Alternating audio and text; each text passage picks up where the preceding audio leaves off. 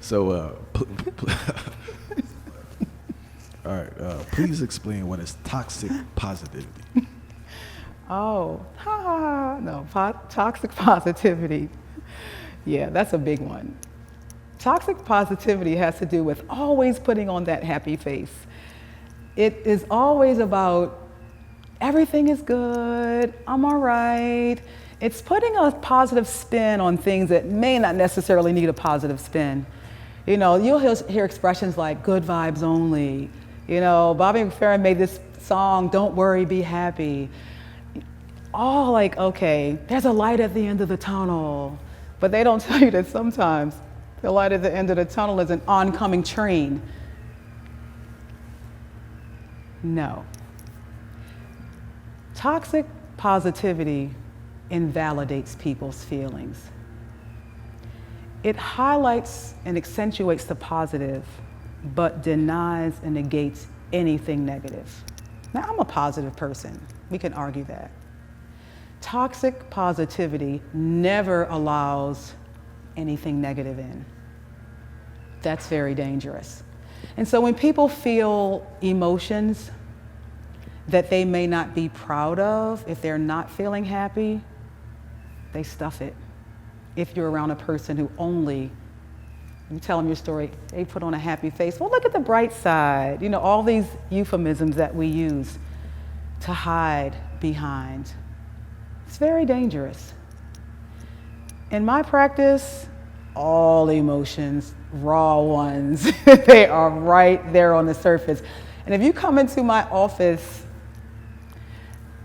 and try to put on that face, we're gonna slice it down. We're gonna get down to the actual feeling, because I want you to be heard, I want you to be seen, I want you to be felt, and I want you to be understood. That's what people are really looking for.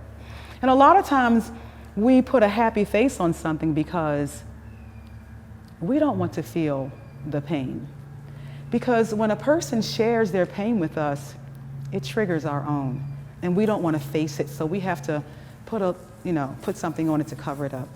I don't even give clients tissues when they cry. Is that not compassionate? No, because tissues say, stop crying.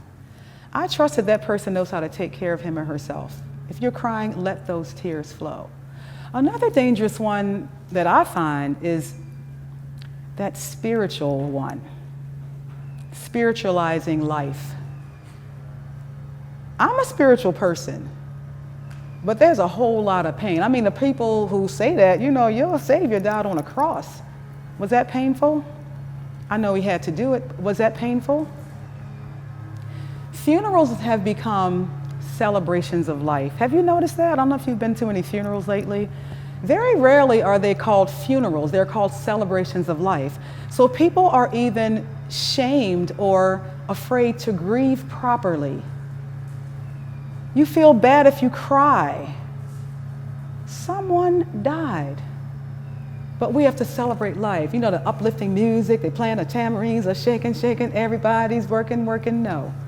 Allow people to feel what they feel. Even in our culture, how many days do we give when a person loses someone? 3.